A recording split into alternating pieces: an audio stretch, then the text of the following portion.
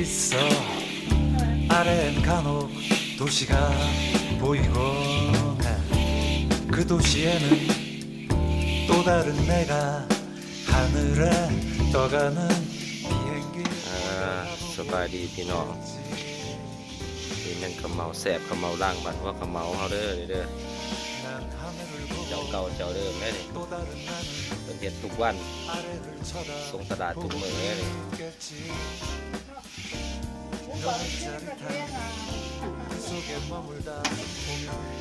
นี่เป็นขั้นตอนขัวเนาะเนาะเอ้ยเนาะ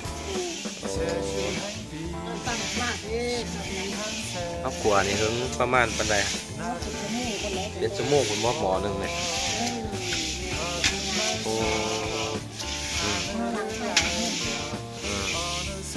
ก็เอิ้นหมอนึงนี่ซับอันนี้ก็เอิ้นว่าจังได๋เบื้องนึงเนาะซับทางบ้านเฮาซับพื้นบ้านเฮาเอิ้นว่าเบื้องนึงเนาะ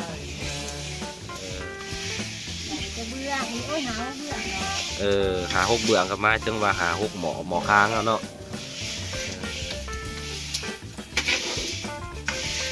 วันนี้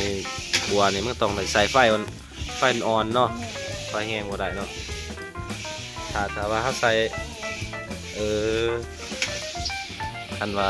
เฮาเด้งไฟแห้งมันก็เป็นแบบมันสุกแห้งปวดมันก็แข็งเวลาเฮาไปตำมันมุนเป็นแบบคือข้าวปลายเนาะแม่นบ่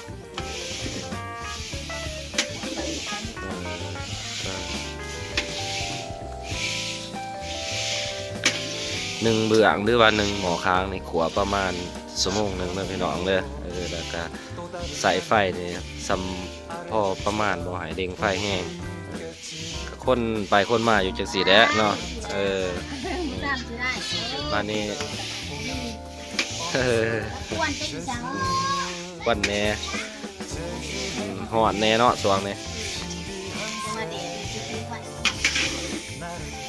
หลังจากที่ว่าเฮาขัวแล้วนี่ครับเฮาพักไว้ก่อนบ่เฮาจังเอาไปตำปลาให้เย็นทำว่ามันเย็นนี่มันก็ตำได้โดยเนาะหรือว่ามีกำหนดว่าจักชั่วโมง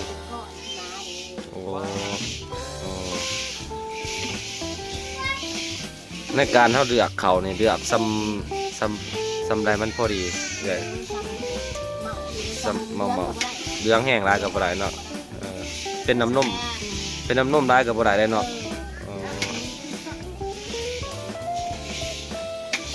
นี่คือวิธีเพิ่นเฮ็ดข้าวเหมาเนาะอันนี้เป็นข้าวเหมาเจ้าเก่าเจ้าเดิมของบ้านหัวข้าวเหมานี่เพิ่นเฮ็ดทุกปีแล้วพี่น้องเด้อข้าวเหมาแซ่บข้าวเหมาล่างแม่นี่เนาะ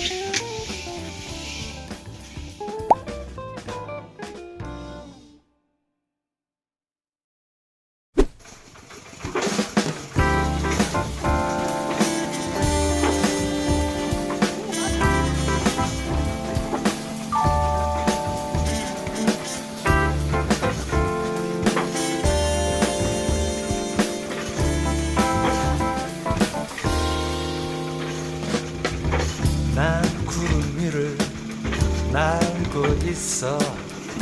아래엔 간혹 도시가 보이곤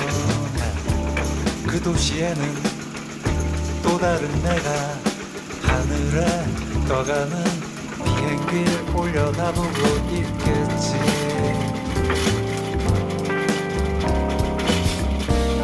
난 하늘을 보고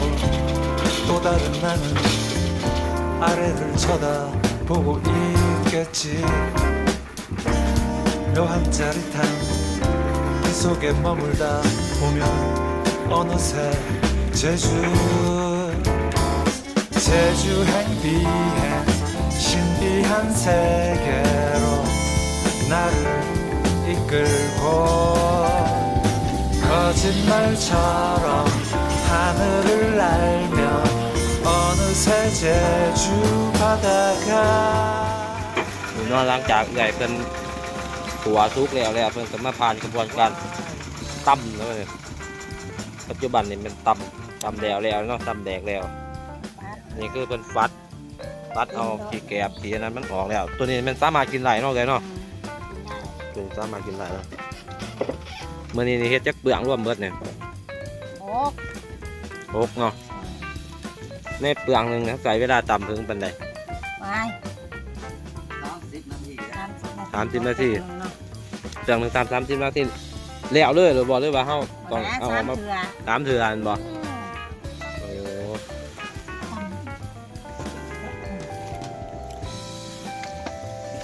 มีเครื่องหมายเพิ่นอยู่เป็นซักก็ได้เนี่ยแล้วนี่ครับเป็นผัวหรือว่าสามีของเราเนาะมันนี่ถือว่าสำเร็จเนาะไอ้เนาะ6เปลืองเนาะโอ้กินได้แล้วนี่ขมเหลาแซ่บบานหัวขมเหลา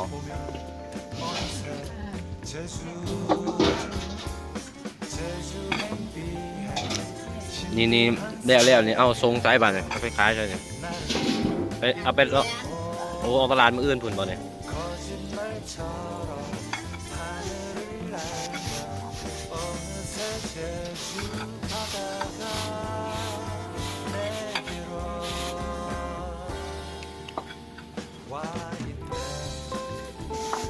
ได้ปากเซ่กับหมอกลางประดาอยู่ทาบักเด้อกับหมอเซ่เด้อพี่น้องเอ้ย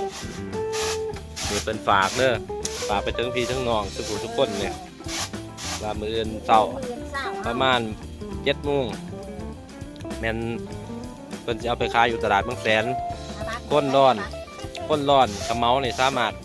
ไปรับซื้อได้อยู่ทาบักกระเมาก้นจำปาเนาะสำหรับราคาปัจจุบันนี่ขายเป็นกิโลบ่เอ้ยกิโลละแสนกีบเนาะกระเมาเพิ่นแซ่บเด้อ่อนหวานหอมเนาะอันนี้ที่ว่าเฮาเฮ็ดนี่เฮาบ่ได้ใส่สารอิหยังปรุงใส่เสริมใส่เติมที่เนาะมีแต่ธรรมชาติล้วนๆบ่โอ้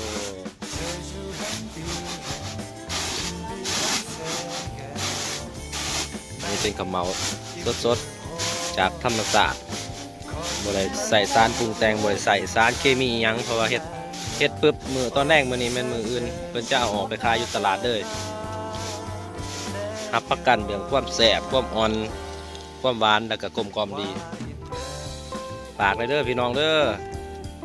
ฝากข้าวเหมาไอ้สมปองคอยเนาะครับเอ้ย จอดคอยเนาะเพิ่นมีเบอร์โทรได้พี่น้องเพิ่นมีเบอร์โทรแล้วขึ้นเบอร์โทรให้อยู่ข้างหน้าFacebook ก็มีสามารถติดต่อมาได้สั่งจองล่วงหน้าได้ใครมาซื้ออยู่กับคกเพิ่นมีราคาพิเศษแล้วก็มีเพิ่มแถมให้เนาะใครมาซื้ออยู่กับคกเนี่ยครับประจำมาเนี่ยก็ได้เพิ่มมาเด้อเนี่ยหวานจ่วยๆสดๆ